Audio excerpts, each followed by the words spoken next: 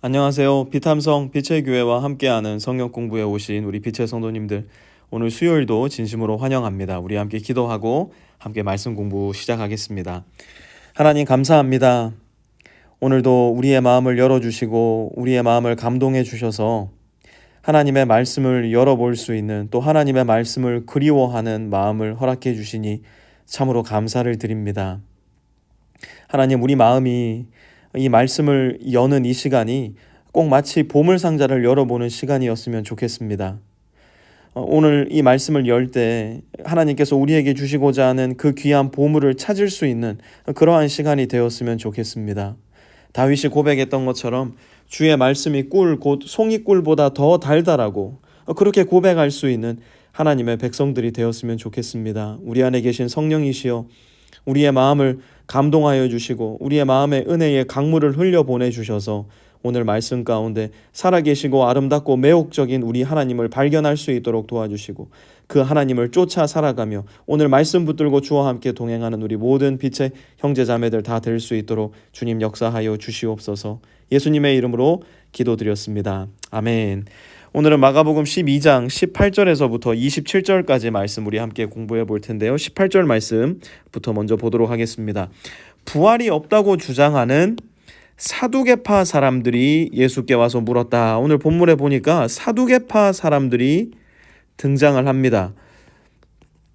어제 본문에는 바리새인들과 헤롯 당원 사람들이 찾아와서 예수님을 시험에 빠뜨리려고 했었는데요. 오늘은 사두개파 사람들이 새롭게 등장을 합니다.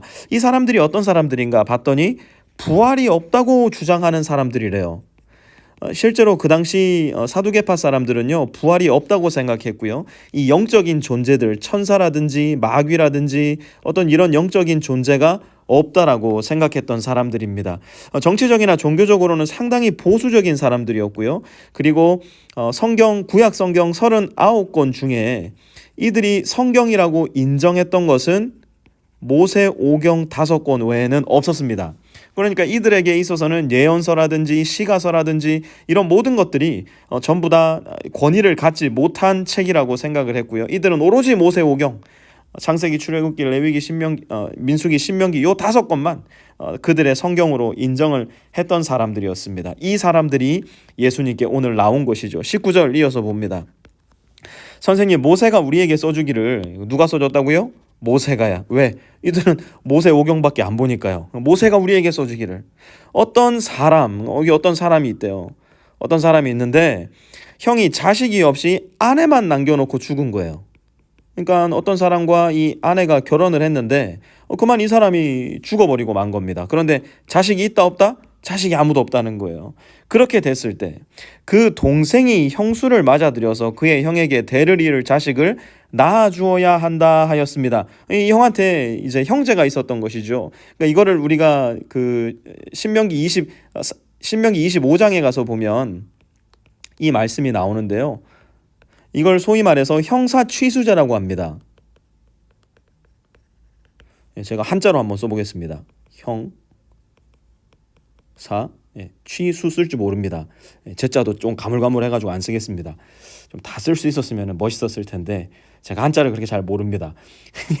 무슨 뜻인가 보면은 나의 형이죠. 형이 죽은 거예요. 그럼 어떻게 합니까?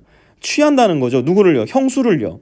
그러니까 형이 죽었을 경우에 형수를 취하는 제도가 바로 신명기 25장에 나오는 형사취수제였습니다. 이 법을 하나님께서 유대인에게 주신 이유는 무엇이냐면 바로 약자를 향한 하나님의 관심이었어요. 그 당시 고대 근동 지역에서 어린 자녀들과 어린 아이들과 여성은, 특히 아버지가 없는 어린 아이들, 남편이 없는 과부들은요, 사회적으로 가장 밑바닥에 있는, 자기는 아무 잘못한 게 없어요.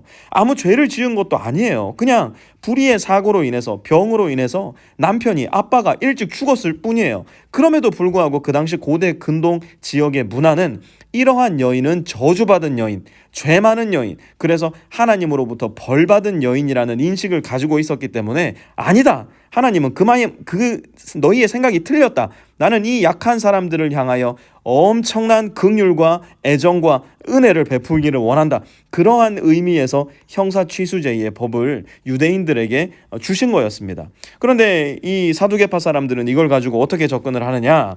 형제가 7 있었습니다. 지금 형제가 쭉 7이 하나, 둘, 셋, 너희, 다섯, 여섯, 7 있었던 거예요. 그런데 마지가 아내를 얻었는데 요 아내를 얻은 거죠. 죽을 때 자식을 남기지 못한 거예요. 죽어버린 겁니다. 형사취수제에 의하면 이제 이 형의 가문은 이 동생에 의해서 이어져야 되는 거예요.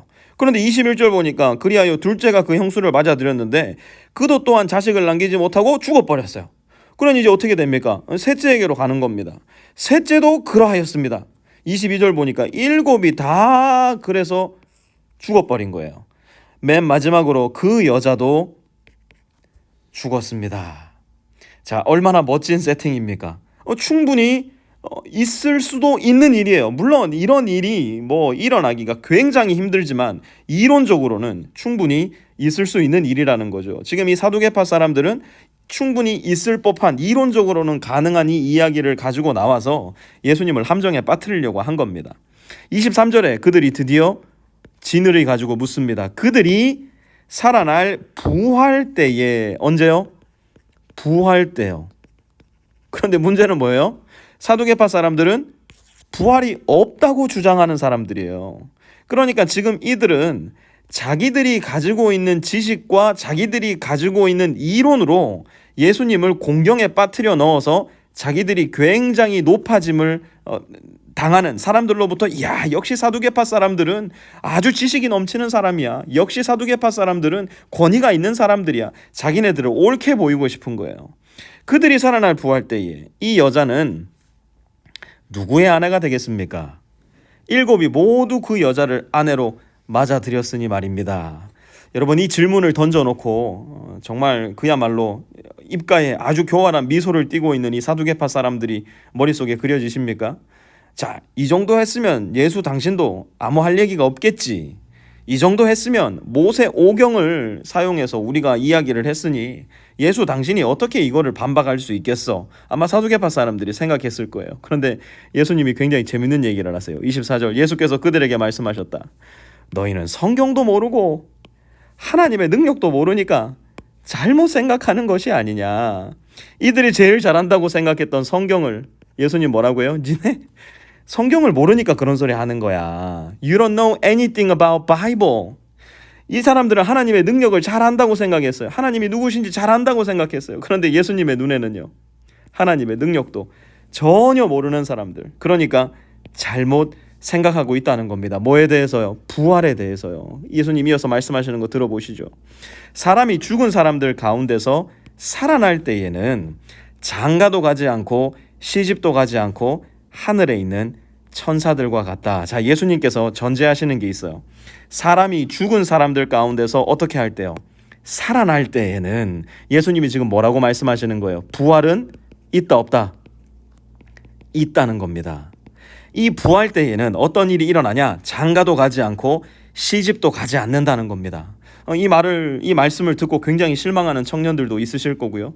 결혼하신 부부들 중에는 이 말씀을 듣고 가슴을 쓸어내리며 다행이다 싶으신 분들도 있으실지 모르겠습니다. 그런데 이 이야기가 여러분들에게 실망을 주건 아니면 기쁨을 주건 그건 중요하지 않아요. 우리가 알아야 될 건 뭡니까?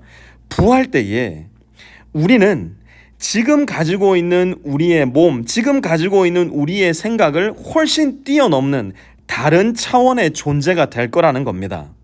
더 이상 우리는 장가가 필요하지 않은 사람들, 시집이 필요하지 않은 사람들, 이 땅에 더 이상 사람들을 리프로덕션 해야 하는, 이 세상에서 더 이상 자손을 낳고 그 자손들이 이 땅을 지배하고 다스리게 해야 되는 이유가 없어지는 몸을 가지게 될 거라는 거예요. 그 몸이 어떤 몸이냐? 우리는 잘 알지 못해요. 분명한 것은 썩지 아니하는 몸일 거고요, 죽지 아니하는 몸일 거고요, 늙지 아니하는 몸일 거예요. 지금 우리의 인식과 우리의 몸의 구조, 우리의 생각의 한계 내에서는 도무지 상상할 수 없는 가장 아름답고 영화롭고 멋진 모습의 존재로 우리는 변화될 거라는 거예요. 그때 장가도 가지 않고 시집도 가지 않기 때문에 그 누구의 남편이 되어야 할 이유도, 그 누구의 아내가 되어야 할 이유도 없다라는 겁니다. 부활 시에 우리 몸의 존재 방식에 대해서 예수님이 먼저 말씀을 하고 계시는 거예요. 여러분, 엄마 뱃속에 있는 어린 태아를 한번 생각해 보세요. 참고로 6월 달에 우리 이혜진 사모님 이제 곧 출산을 하시게 되는데요. 여러분 꼭 기억하시면서 우리 예진 사모님 건강하게 마지막 산딸을 잘 채우고 둘째 아이 잘 순산할 수 있게 기도해 주셨으면 좋겠고요. 엄마 뱃속에 있는 태아의 존재 방식은 어떤 방식입니까? 어둠입니다. 물에 있습니다. 엄마의 태아를 통해서 음식을 공급받습니다. 그들은 공기를 쐬지 않아요. 물속에 있어요. 그들은 음식을 입으로 먹지 않아요. 그렇다고 죽었나요? 그렇다고 사람이 아닌가요? 똑같은 사람입니다. 하지만 존재 방식이 다를 뿐이에요. 엄마의 뱃속으로 나오는 순간 우리와 같은 방식으로 먹고 마시고 잠을 자게 될 테지만 아직은 아니에요. 왜요? 우리와 존재 방식이 다르기 때문이에요. 부활할 때도 마찬가지라는 거예요. 우리는 지금 우리가 살아가는 이 존재 방식이 우리가 알고 있는 전부라고 생각하지만 부활 시에 우리는 완전히 새로운 존재 방식을 갖게 될 것이고 그 새로운 존재 방식은 우리에게 말할 수 없는 기쁨과 영광과 즐거움을 안겨줄 거라는 사실이에요. 예수님은 지금 부활이 있다. 그리고 그 부활 시에는 전혀 다른 존재 방식을 갖게 될 것이다. 먼저 말씀을 해주셨고요. 26절 이어서 보니까요. 죽은 사람들이 살아나는 일에 관해서는 모세의 척에 떨기나무 이야기가 나오는 대목에서 하나님께서 모세에게 어떻게 말씀하셨는지를 너희는 읽어보지 못하였느냐? 사두개인이 어떤 사람이라고요? 모세 오경만 주구장창 파는 사람이라고요. 예수님이 수준을 맞춰주세요. 모세의 척에 그 이야기를 읽어보지 못하였느냐? 너희는 모세에게 말씀하시기를 이 말씀을 알지 못하느냐? 예수님이 지금 사두개파 사람들의 눈높이에 맞추어 주십니다. 하나님이 모세에게 뭐라고 말씀하시는가? 나는 아브라함의 하나님이요, 이삭의 하나님이요, 야곱의 하나님이다 하시지 않으셨느냐? 하나님이 뭐라고 말씀하셨대요? I am a God of Abraham. 하나님이 뭐라고 하셨다고요? I am God of Abraham. I am God of Isaac. I am God of Jacob. 아니 근데 모세시에 아브라함 살아 있었어요? 죽었어요? 죽었잖아요. 이삭 살았어요? 죽었어요? 죽었잖아요. 야곱은요? 죽은 지 long time ago였습니다. 그럼에도 불구하고 하나님은 뭐라고 말씀하세요? 나는 아브라함의 하나님이요. 하나님은 지금 현재 진행형으로 하나님 자기 자신을 표현하고 있는 거예요. 과거형이 아니에요. I was God of Abraham. I used to be God of Abraham. 하나님 그렇게 말씀하지 않으셨어요. I am. 무슨 말이에요? 지금 아브라함은 하나님과 함께 살아있다는 거예요. 이삭은 하나님과 함께 살아있다는 거예요. 야곱은 하나님과 함께 살아있다는 거예요. 오늘이 우리 명준 형제 어머님께서 돌아가신 1년이 되는 날입니다.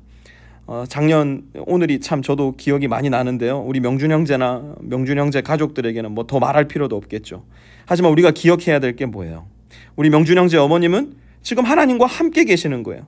하나님께서 뭐라고 말씀해 주실까요? I am with her 명준. I am with her 지영. 하나님께서 우리에게 아마 그 말씀하고 싶으실 거예요. 하나님께서 우리에게 그 소망을 보기를 원하실 거고 부활이 있음을 분명하게 기억해야 된다고. 만약 우리 안에 부활이 없다라는 생각을 하고 있다면 주님 우리에게 말씀하실 거예요. You don't know anything about Bible. You don't know anything about God's power. 하나님의 능력도 모르고 성경도 모르는 사람들, 빨리 하나님의 말씀을 배워야 된다. 더 하나님의 말씀을 깊이 연구해야 된다. 하나님의 능력을 더 경험해야 된다. 우리에게 아마 불타는 심정으로 주님께서 그렇게 말씀하실 거예요.